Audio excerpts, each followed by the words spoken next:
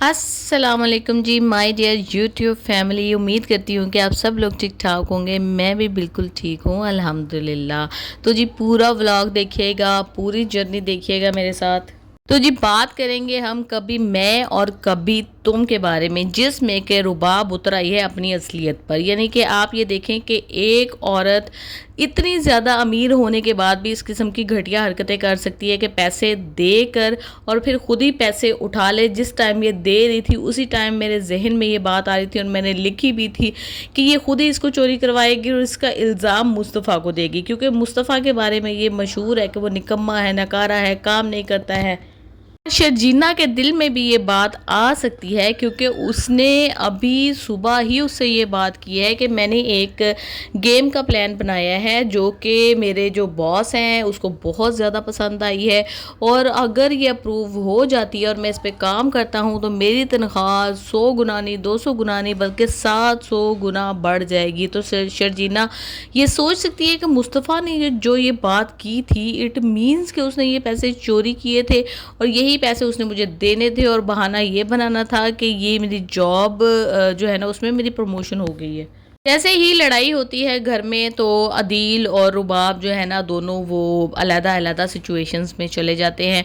अदील तो नताशा से मिलने के लिए चला जाता है, जिससे कि उसकी नई नई दोस्ती हुई है और बहुत ही ज़्यादा गहरी होती चली जा रही है ये दोस्ती। मुझे तो डाउट ये है कि वो शादी ना कर लें आपस में। वो ये ना कहे कि भाई हम पैसा जोड़ते हैं, तुम अपने हमटी डमटी को लूटो और मैं जो है ना मैं रुबाब को अच्छे तरीके से लूटने के बाद तुम उससे तलाक ले लो, मैं इसको डिवोर्स दे दूंगा और हम दोनों आपस में शादी कर लेंगे।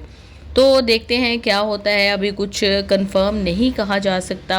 उधर दूसरी तरफ जो है शर्जीना जाके मुस्तफ़ा से कहती है कि मुस्तफ़ा रियली सॉरी, लड़ती इतना है, इतना बोलती है, इतना बोलती है, फिर जाके कहती है जी हाँ मुझे ऐसे नहीं करना चाहिए था, वैसे नहीं करना चाहिए था।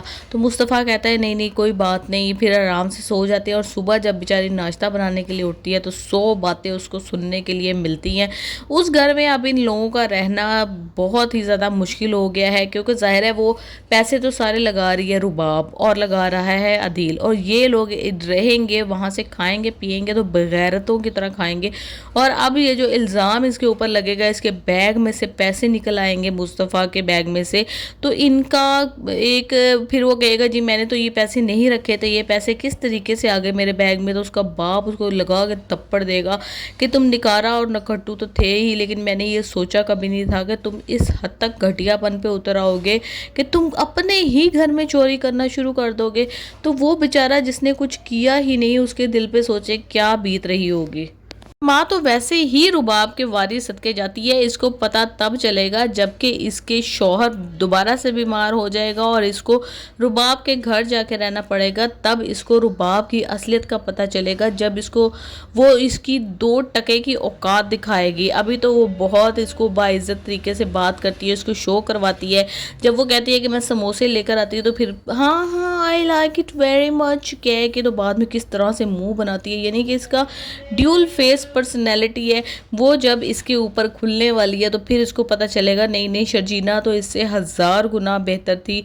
मुस्तफ़ा और शर्जीना ने कभी भी मेरे साथ इस तरह से नहीं किया था जिस तरह से मुझे इस दफ़ा इंसल्ट फेस करनी पड़ी है। लेकिन ये है कि अभी मुस्तफ़ा तो जाएगा जेल में और शर्जीना के ऊपर भी बहुत ज़्यादा टफ टाइम आने वाला है, क्योंकि वो अकेली रह जाएगी घर में। मुस्तफ़ा बचाने वाला जो था वो भी नहीं रहेगा।